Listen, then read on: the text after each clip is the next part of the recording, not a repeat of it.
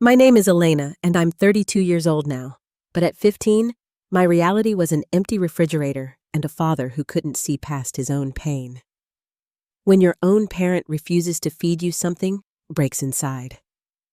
I never imagined I'd be applying for jobs just to eat, while other kids worried about homework and crushes. The hunger pangs were constant companions, but it was what happened when my unexpected stepmother entered the picture that truly changed everything. Before I tell you how I went from starving teenager to where I am today, let me know where you're watching from and hit subscribe if you've ever had to be stronger than you should have been at a young age. Life wasn't always about empty cabinets and rumbling stomachs.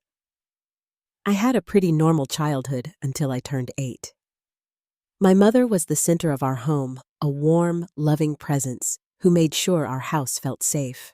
She worked as a kindergarten teacher, and watching her with her students showed me what patience and kindness looked like.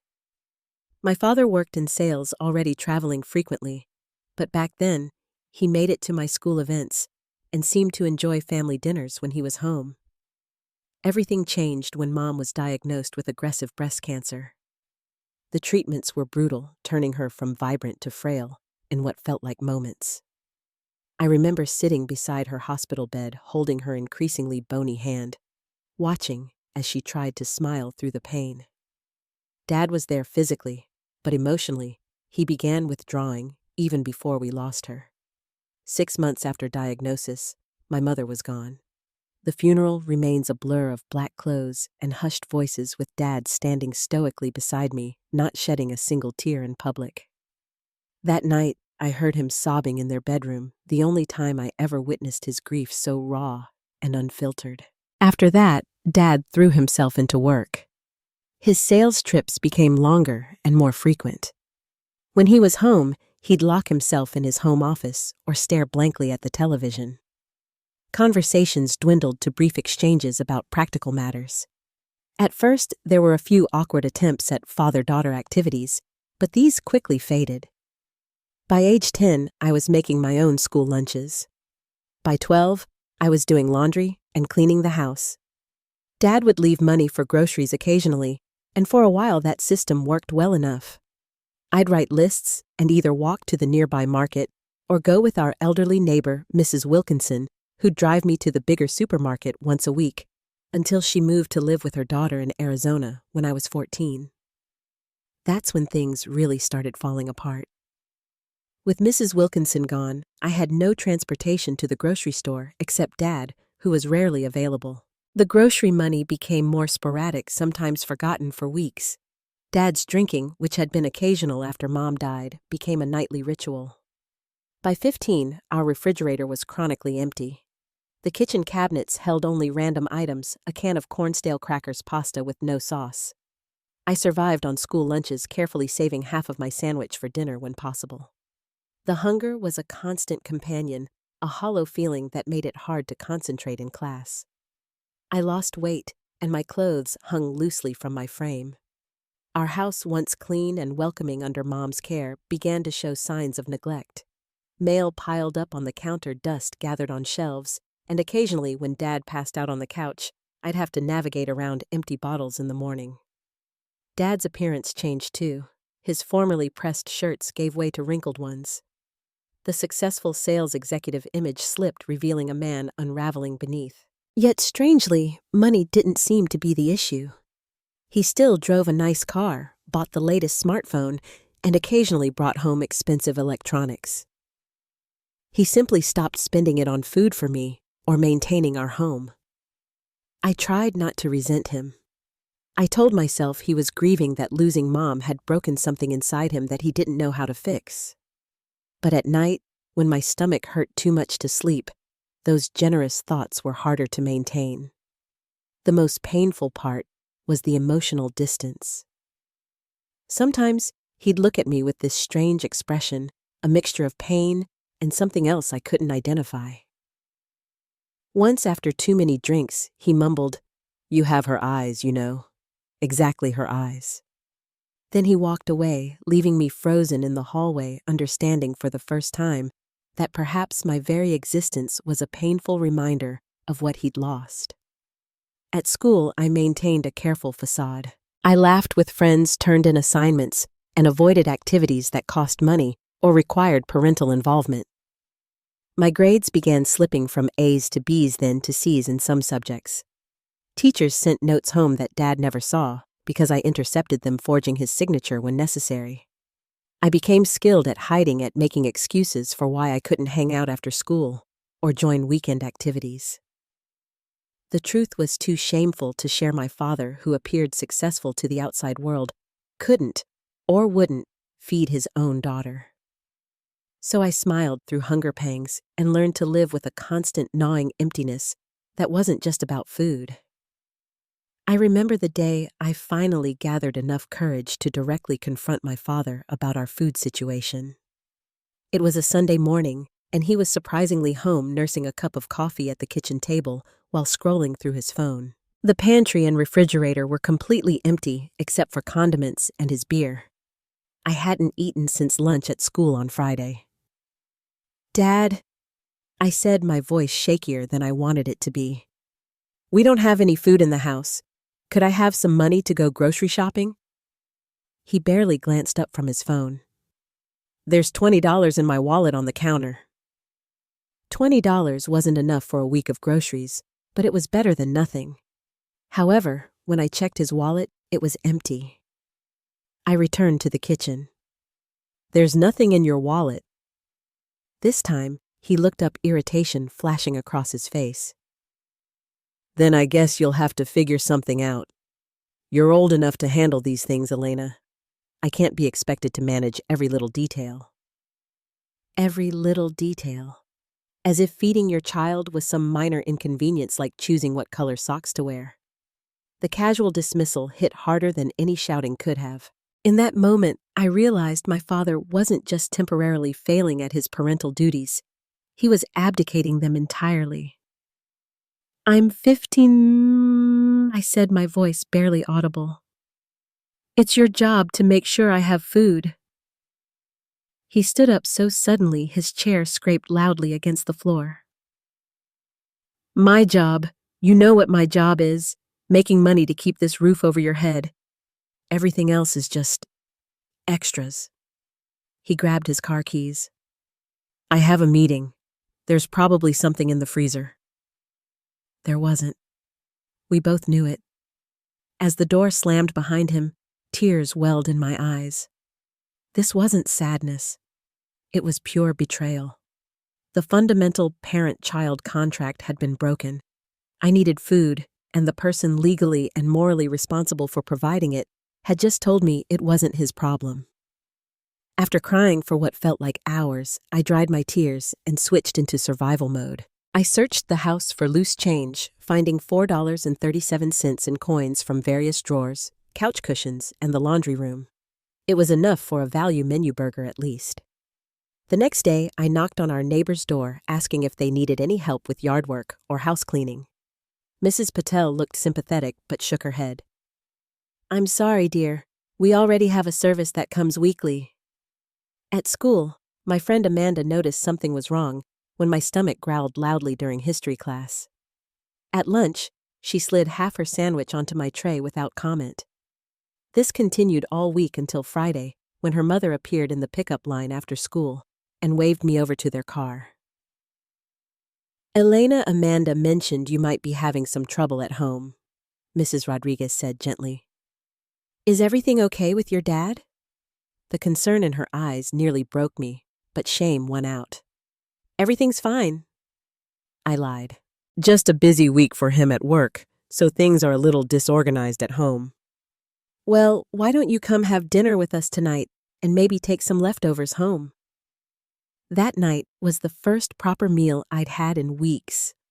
I ate slowly, savoring each bite, while watching Amanda's family pass dishes around, discuss their day, and laugh together.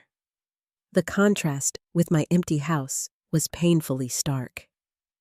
Mrs. Rodriguez packed a container of leftovers that would last me through the weekend, but I knew this wasn't a sustainable solution. The pity in her eyes made my cheeks burn with shame. I needed to solve this myself. The following Monday after school, I walked downtown to the small business district and began going door to door asking if anyone needed help. Most places turned me away immediately upon learning I was only 15. Some store managers looked concerned and suggested I talk to someone at school about my situation. By sunset, I had visited 17 businesses with no luck. Exhausted and discouraged, I stopped at a small cafe called Sunshine Cafe to rest before the long walk home. The smell of fresh bread made my empty stomach contract painfully. "Can I help you, honey?" The woman behind the counter had kind eyes and gray-streaked hair pulled into a loose bun. "Just a glass of water, please," I said, taking a seat at the counter. She brought the water but stood watching me for a moment.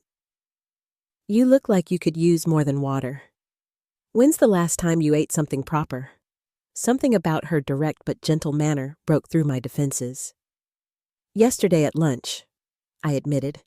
Without another word, she disappeared into the kitchen and returned with a bowl of thick vegetable soup and a piece of crusty bread. "On the house," she said, placing it in front of me. As I ate, Mrs. Jackson, as she introduced herself, sat beside me during a lull in customers. I found myself telling her about my job search, carefully omitting why I needed work so desperately. "Well, as it happens, I could use some help around here," she said thoughtfully. "Morning shifts before school some weekends. Nothing too complicated. Bussing tables, basic food prep, maybe running the register eventually. But you'd need working papers since you're under 16. "I can get those," I said quickly, hope flaring for the first time in months. "The school guidance office has them." "Get the paperwork sorted and we'll give it a try," she said. $7 an hour plus 1 meal per shift. That work for you?" It was more than I had dared hope for. The next day, I got the working papers from school, forged my father's signature, and returned them to the guidance office. That weekend, I started my first shift at Sunshine Cafe, officially employed, and with a path toward not going hungry anymore. Working at Sunshine Cafe while maintaining my grades quickly proved more challenging than I'd anticipated. My schedule became a careful balancing act, morning shifts from 5 to 7:30 a.m., then rushing to make it to school by 8. Weekends meant longer 8-hour shifts that left me exhausted but financially more stable than I'd been in months. Mrs. Jackson, despite her initial gruffness, proved to be a patient boss. She showed me how to properly clean tables, operate the industrial dishwasher, and eventually trusted me with simple food preparation tasks. During slow periods, she'd let me spread my homework across the back booth, occasionally glancing over to check my math problems or quiz me on history dates. My first paycheck felt like a miracle. $231 for 2 weeks of work. I carefully budgeted every cent groceries first, then setting aside money for the next week with a small emergency fund hidden in an old sock in my dresser drawer. The simple act of pushing a cart through the grocery store, selecting foods that would last and provide actual nutrition gave me a bittersweet sense of accomplishment. No 15-year-old should feel triumphant about being able to feed themselves. Yet there I was, fighting back tears in the cereal aisle, because I could finally buy more than the cheapest option. The physical toll was significant. Waking at 4 a.m. left me perpetually tired. I'd occasionally doze off during afternoon classes, jerking awake when my head nodded too far forward. My English teacher, Mr. Thompson, kept me after class one day in late October. "Elena, I've noticed some changes lately," he said, concern evident in his voice. "Your last 2 papers weren't up to your usual standards and you seem exhausted. Is everything all right at home?" "Everything's fine," I replied automatically. "Just been having trouble sleeping lately." He studied me for a moment, clearly not believing me. "You know there are resources available if you or your family need help. The school counselor." "Really, Mr. Thompson, I'm fine," I interrupted, gathering my books quickly. "I'll work harder on the next paper." The truth was, I couldn't risk adult intervention. Despite my situation, the fear of being removed from my home and placed in the foster system terrified me more than hunger did. At least in my current circumstances, I had some control and was finding my way. At home, things were deteriorating further. Dad's drinking escalated, and he became verbally abusive when I asked him for anything. One night, after finding him passed out on the sofa at 3 in the afternoon, I discovered empty liquor bottles hidden throughout the house, behind the washing machine under the bathroom sink inside his closet. The evidence of his deepening addiction was everywhere. Then came the electricity bill marked Final Notice in bold red letters. Using money I'd set aside for food, I paid it, leaving myself short for the week. That night, I went to bed hungry, despite having a job, the cruel irony not lost on me. My social life withered completely. Amanda still tried to include me texting invitations to movies or mall trips that I consistently declined. Eventually, the invitations became less frequent. I couldn't blame her. Our lives were diverging in ways neither of us could bridge. While other girls my age worried about dates and dances, I calculated how many hours I needed to work to cover utilities if Dad forgot again. Rumors started circulating at school. I overheard whispers about my weight loss, my constant tiredness, the same clothes worn too many days in a row. The school counselor, Ms. Porter, called me into her office asking pointed questions about my home situation that I deflected with practiced ease. "Elena, several teachers have expressed concern," she said gently. "Your grades are slipping, you appear undernourished, and you've withdrawn from activities you used to enjoy. These are warning signs we can't ignore." "I'm just working really hard," I explained. "I got a job and balancing everything is taking some adjustment." "A job at 15, that's unusual during the school year. Is there a financial need we should know about?" I forced a smile. "No, just saving for college. Being responsible, you know." She didn't look convinced, but couldn't force me to confide in her without concrete evidence of neglect. I'd become adept at hiding the worst aspects of my situation. Wearing layers to disguise weight loss using the school showers after gym class when our hot water was cut off for a week, keeping my grades just high enough to avoid serious intervention. Amanda cornered me in the bathroom after I declined yet another invitation to her house for dinner. "Elena, stop lying to me," she said, her voice a mixture of hurt and frustration. "Something's seriously wrong, and you need to tell someone. If you don't, I will." "There's nothing to tell," I insisted, but the tremor in my voice betrayed me. "You're working before school. You've lost so much weight, your clothes hang off you, and you never talk about your dad anymore, except to make excuses. My mom says we should call social services." Pure panic flooded through me. "Don't you dare!" I hissed. "I'm handling things. If you call anyone, I'll never forgive you." The hurt in her eyes made me immediately regret my harshness, but the fear of official intervention outweighed my guilt. I softened my tone. "Look, things are tough right now, but they're getting better. The job is helping. Please just give me some time to figure this out my way."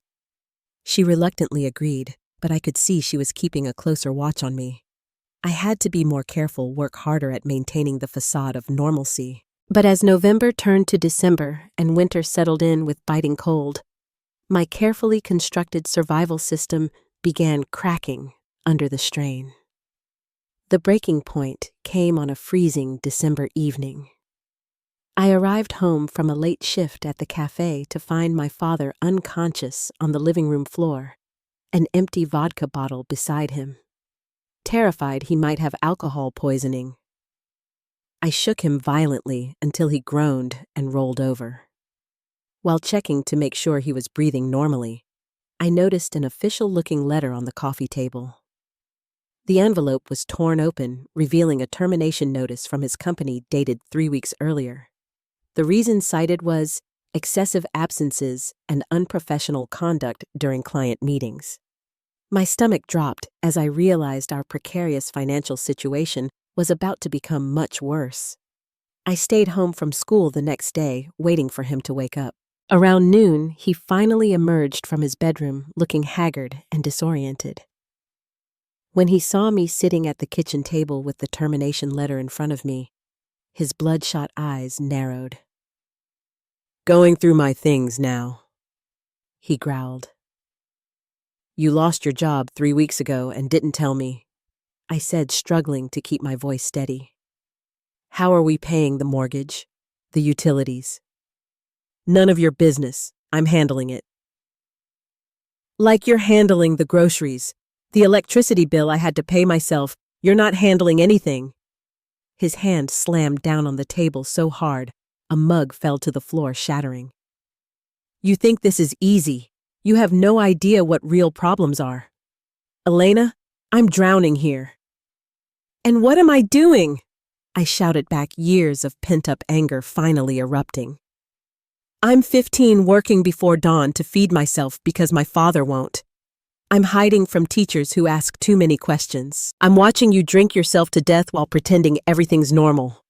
His face contorted with rage and shame. You want the truth, fine. The house is 2 months behind on payments.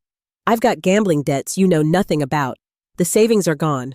All of it, even your college fund. Happy now? The room seemed to spin around me.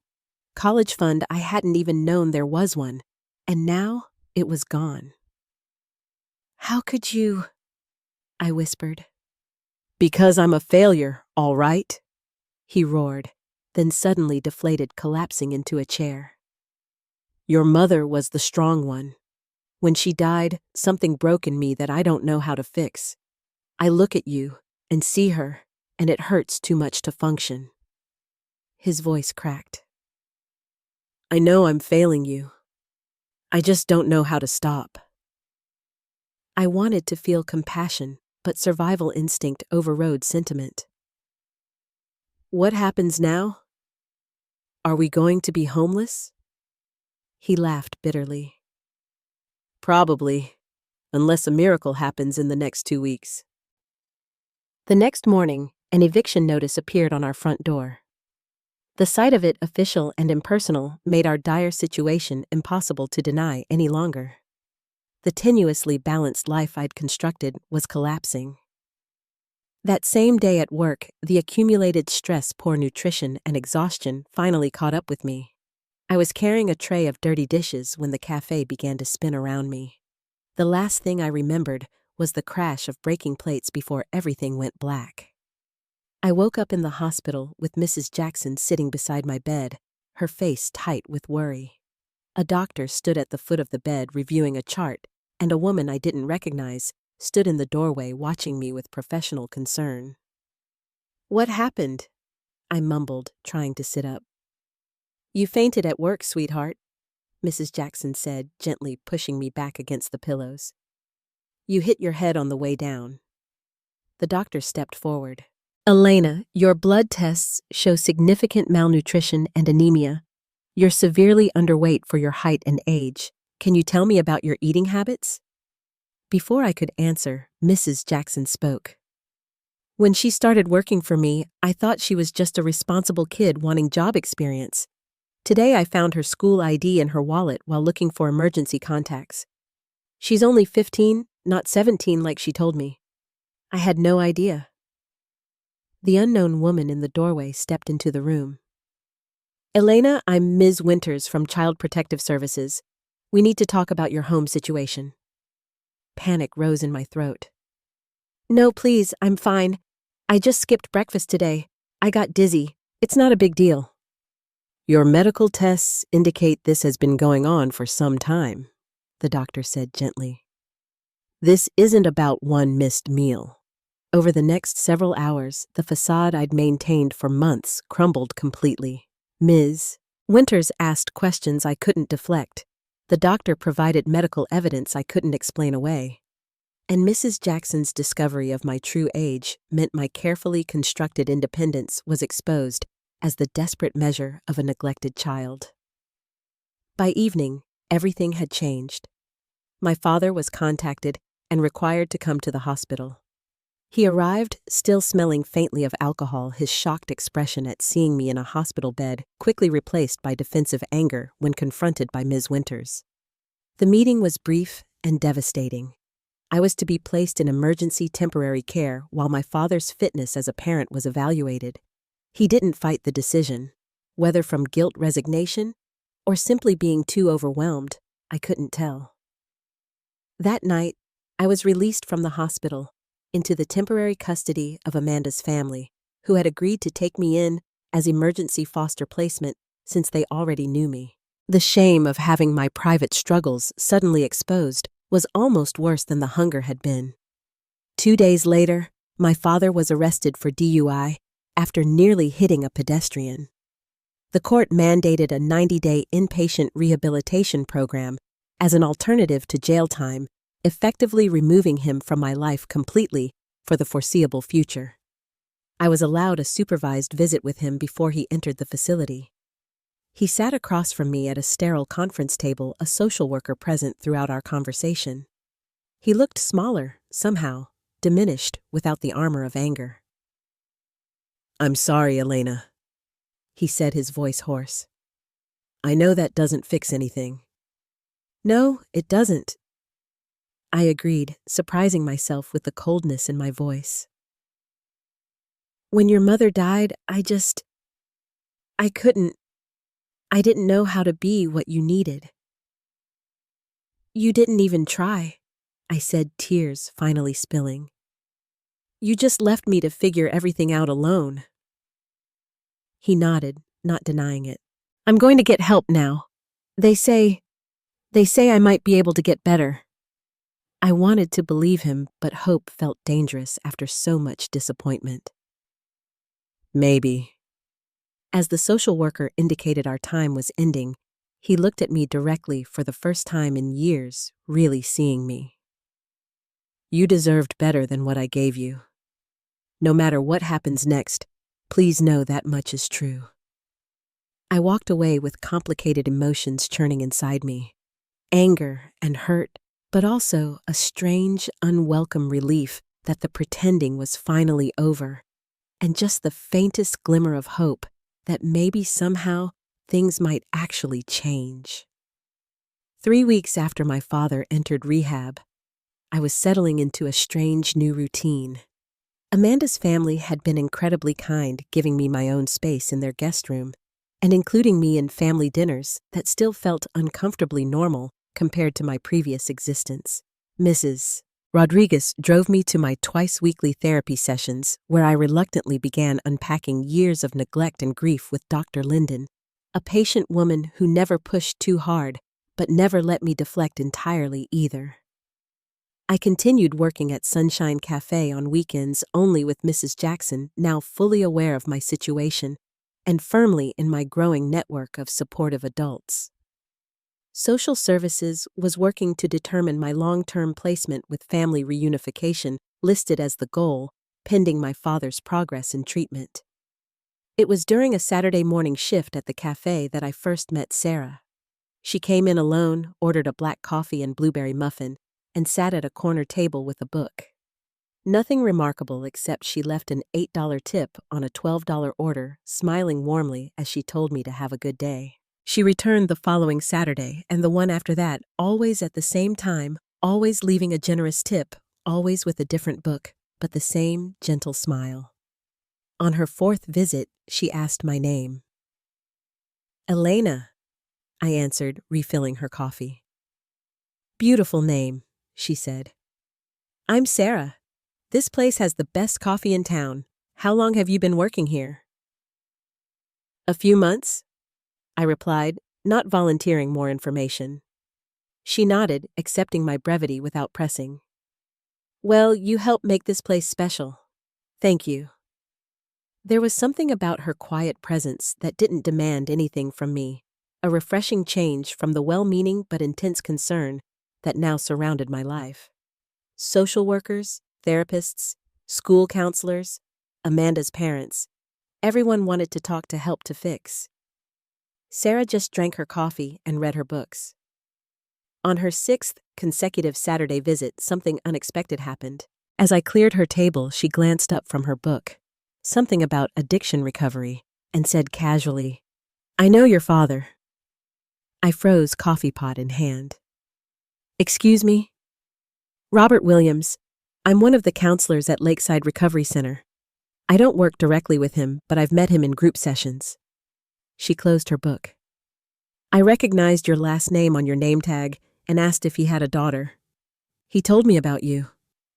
My defenses immediately shot up. Is that why you've been coming here to check up on me for him? No, she said calmly. I've been coming here for months long before your father arrived at Lakeside. The connection is coincidental, but once I realized it, I thought you should know. I didn't know how to respond. This stranger now knew my shameful family secret, yet she hadn't treated me with pity or morbid curiosity in all these weeks. He's working hard in the program, she continued when I remained silent. It's not my place to share details, but I thought you might want to know that much. Thanks for telling me. I managed, then quickly moved to another table. The following Saturday, Sarah arrived with a small paper bag alongside her usual order. Homemade cookies, she explained. Baking helps me think. There's too many for just me. It was such a simple gesture, but something about the normality of it. No forms to sign, no evaluation of my emotional state, just cookies offered without expectation. Made me pause. Thank you. Over the next few weeks, Sarah's Saturday visits became something I looked forward to. She never pushed for personal information, but always had something small to share. Cookies, once a paperback book she thought I might enjoy another time, a funny story about her cat who kept stealing her socks. I learned she was 42, a former addict herself, who had been clean for 15 years and now worked helping others through recovery. She lived alone in a small house with her rescue cat, loved mystery novels, and made pottery in her spare time. These details emerged naturally, never forced, creating a comfortable space where I gradually began sharing small pieces of myself in return. One rainy Saturday in February, Sarah arrived looking more serious than usual. Elena, can I talk to you during your break? She asked. 20 minutes later, I sat across from her, tension nodding my shoulders. Your father asked if I would talk to you, she began directly. He's completed 60 days of his program and is doing well, but he's concerned about your housing situation. I'm fine at Amanda's, I said automatically. Yes, but that's a temporary arrangement. The social workers are looking at longer-term options. She paused. Your father mentioned your house is in foreclosure proceedings. The reminder sent a pang through my chest. I hadn't been back to our home since that day in December, but knowing it would soon belong to strangers felt like losing yet another connection to my mother and my former life. He's worried about what will happen when he completes the program in 30 days. He wants to rebuild your relationship, but understands you'll need stable housing, and he won't be able to provide that immediately. What does this have to do with you? I asked, more defensively than I intended. Sarah took a deep breath. I have a 2-bedroom house. The second bedroom is currently my home office, but it could easily be converted to a bedroom. I've been cleared as a foster provider in the past. She met my eyes directly. I'm offering to provide a transitional housing option for you, possibly for your father too, eventually, if that's what you both want, and if he maintains his sobriety. I stared at her, speechless. This woman I barely knew was offering to rearrange her life for me, for us. Why would you do that? I finally managed to ask. Because 15 years ago, someone did something similar for me when I had nowhere else to go, she said simply. Sometimes we need a bridge to get from where we are to where we need to be. You barely know me. I know enough, she said with a gentle smile.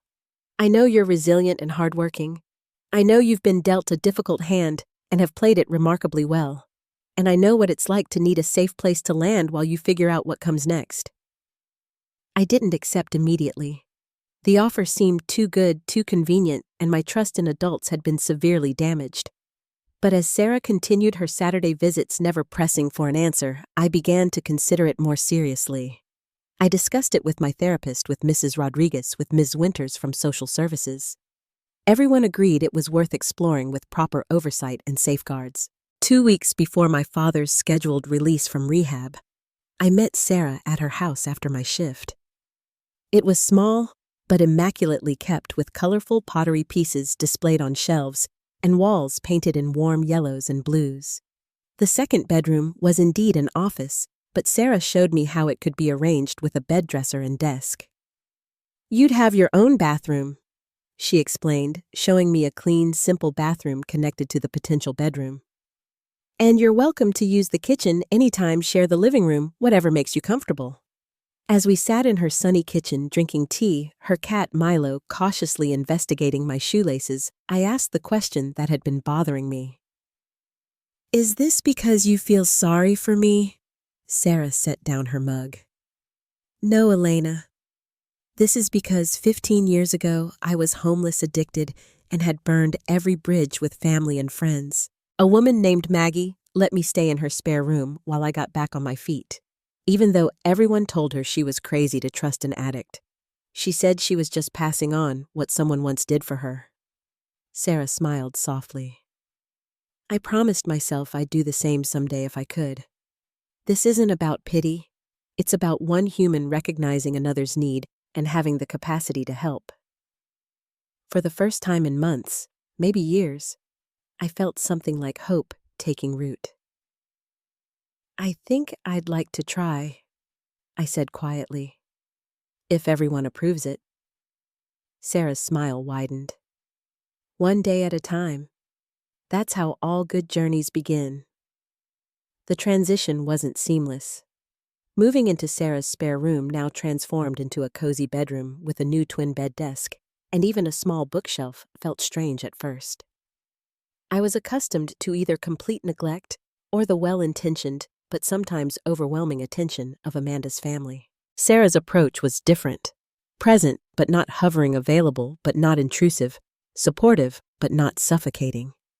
My father's release from rehab coincided with my second week at Sarah's house.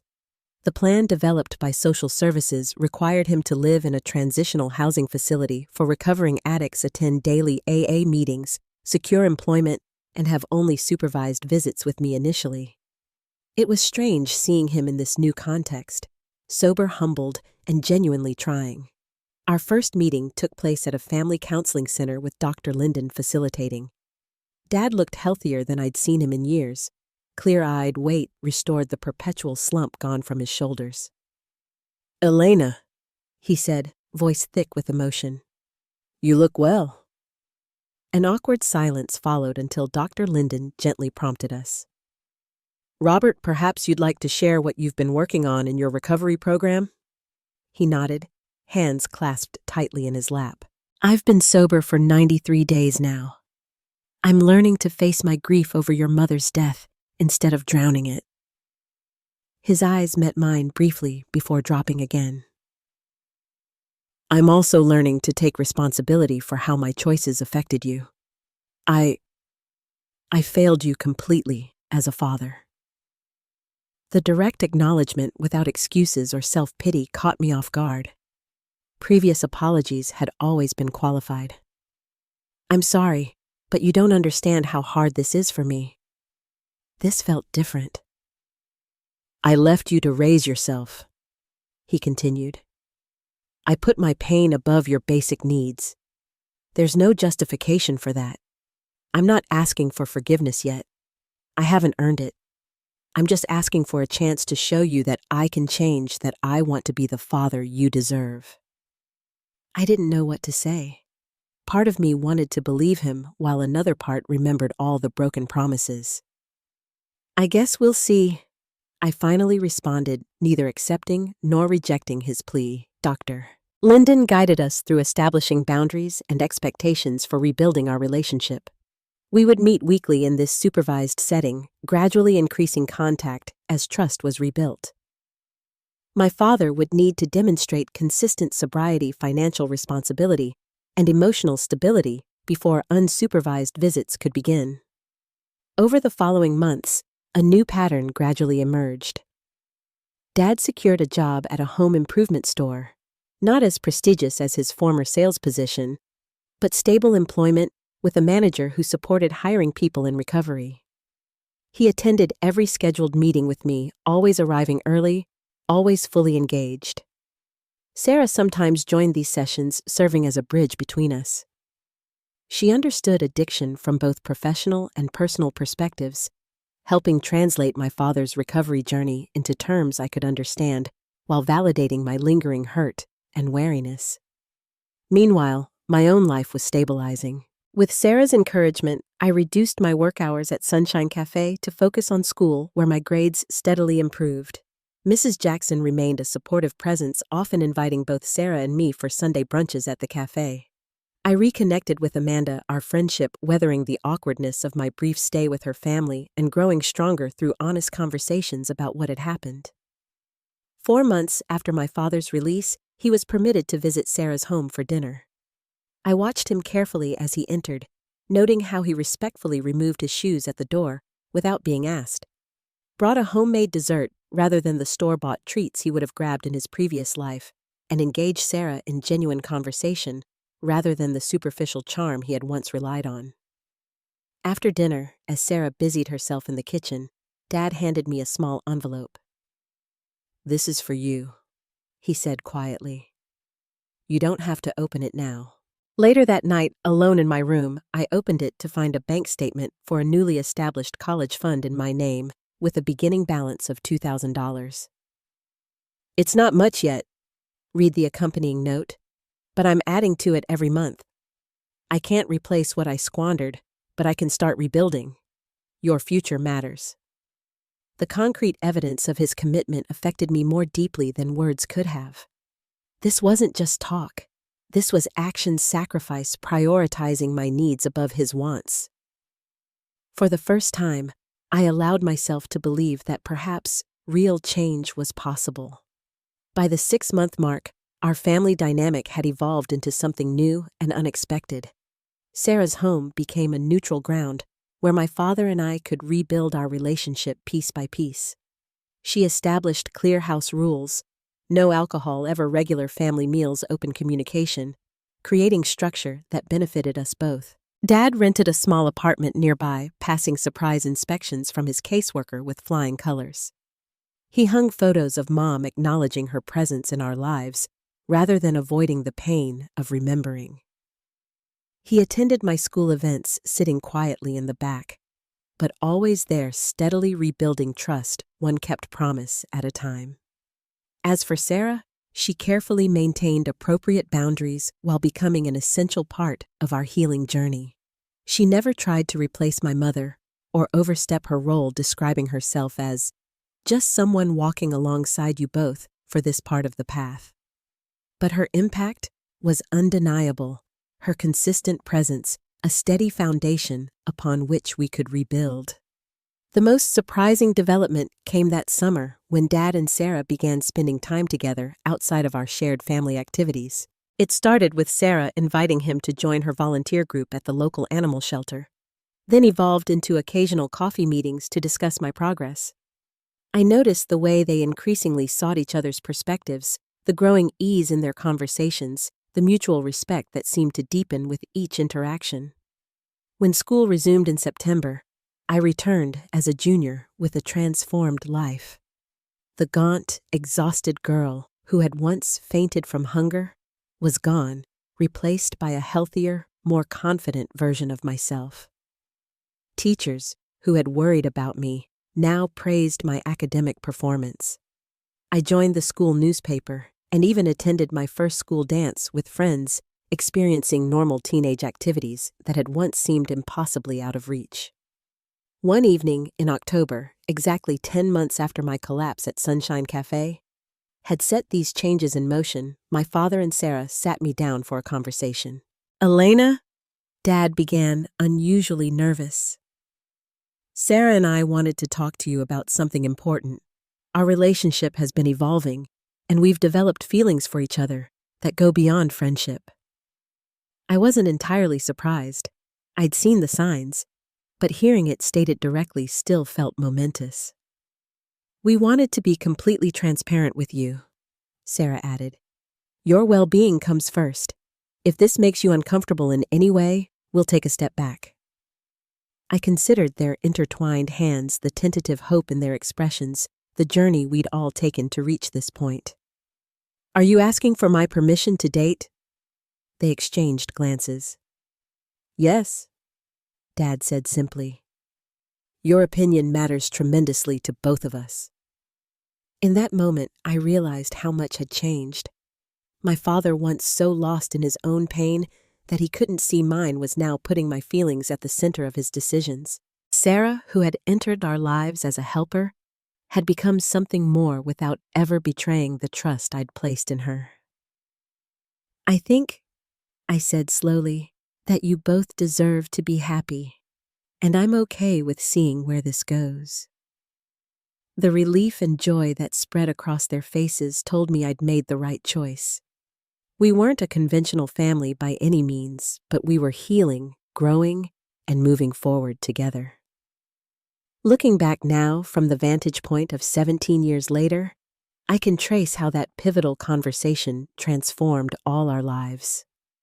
My father and Sarah dated for 8 months before he proposed, and they married in a small ceremony when I was 17. Mrs. Jackson from the cafe made the wedding cake, and Amanda was my companion for the day, both of us tearful as we watched two people who had survived their own personal hells find happiness together. I finished high school with honors, something that had seemed impossible during those darkest days of hunger and neglect. The college fund my father started grew steadily, supplemented by Sarah's contributions and scholarships I earned through improved academic performance. I chose to study social work, inspired by the professionals who had intervened in my life when I couldn't save myself, and by Sarah's example of turning personal tragedy into a vocation of helping others. University brought new challenges and opportunities. I lived on campus, but returned home regularly for family dinners, where the conversation flowed easily among the three of us. Dad maintained his sobriety one day at a time, collecting yearly chips at AA meetings, where we proudly supported him. Sarah continued her counseling work while also mentoring young women in recovery, often sharing my story with permission as an example of how families could heal from addiction's damage. Mrs. Jackson attended my high school graduation as an honored guest, the woman who had fed a hungry girl and given her first opportunity for independence. She cried as loud as my parents when my name was called, and the tight hug she gave me afterward carried the weight of our shared journey. She had not just been an employer, but a crucial adult who saw me when I needed to be seen. After college, I worked briefly at a youth shelter before founding a support program specifically for teenagers with parents in addiction recovery. The program, which I named Bridge, provided practical resources, therapy, and peer support for kids navigating the complicated process of family reunification after addiction had torn them apart. Sarah served on our advisory board, bringing her professional expertise while Dad volunteered by speaking to parents about his journey from neglect to redemption. My personal healing process wasn't linear. There were setbacks, moments when old resentments flared when Dad's presence at important life events triggered memories of all the times he'd been absent, when the psychological effects of early food insecurity manifested in unexpected ways. Therapy remained a constant in my life, giving me tools to process these complex emotions without being consumed by them. One of our most meaningful family rituals emerged on the anniversary of my mother's death. Rather than allowing this day to reopen wounds, we transformed it into a celebration of her life. Dad, Sarah, and I would visit Mom's grave together, bringing her favorite flowers. Then we'd share stories about her, Dad's memories of their life together, my childhood recollections, and even Sarah's reflections on how Mom's legacy lived on in both of us. Sarah never tried to replace my mother's memory, but instead helped create space where that memory could exist healthily within our new family structure. When I met Michael in graduate school, I brought significant baggage into our relationship: trust issues, fear of abandonment, lingering effects of childhood trauma. But I also brought hard-won wisdom about resilience, forgiveness, and the capacity for people to change. Our relationship progressed slowly as I learned to trust his consistency. And when he proposed 3 years later, Dad and Sarah were the first people we told. Our wedding day was bittersweet. My mother's absence keenly felt amid the joy. Dad incorporated a special tribute to her in his speech, acknowledging that part of her lived on in me, in the woman I had become, despite, or perhaps partly because of, the challenges we had faced. "Elena," he said, voice thick with emotion, "your mother would be so proud of the woman you've become. I failed you during those years when you needed me most, but you still grew into someone with extraordinary compassion and strength. That's a testament to your resilience, but also to the foundation your mother laid during those early years when she showered you with the love and security I later took away. Today, as you begin your own family, know that you carry the best of her within you, along with the wisdom you've earned through your own journey." There wasn't a dry eye in the room, least of all mine. The path from that starving 15-year-old to the bride standing before friends and family had been neither straight nor easy, but every step had contributed to who I had become. Today, as I prepare to welcome my first child, the cycle of healing feels nearly complete. My father, now 11 years sober, beams with anticipation of becoming a grandfather. Sarah, whose unexpected entrance into our broken family changed everything, has been helping prepare the nursery with the same quiet competence she brings to everything. Our home is filled with food, love, and security, the exact opposite of the empty house I once survived in. The hunger I felt wasn't just for food, but for love and stability. Sometimes the family we need comes to us in unexpected ways, and healing begins when we're brave enough to open the door and let them in. My journey from neglected teen to the person I am today wasn't just about survival.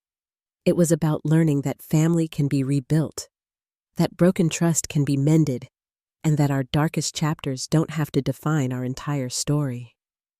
If you've experienced family trauma or are supporting someone through their healing journey, I'd love to hear your story in the comments below. What unexpected people became your bridge to healing? Don't forget to subscribe and share this video if my story resonated with you.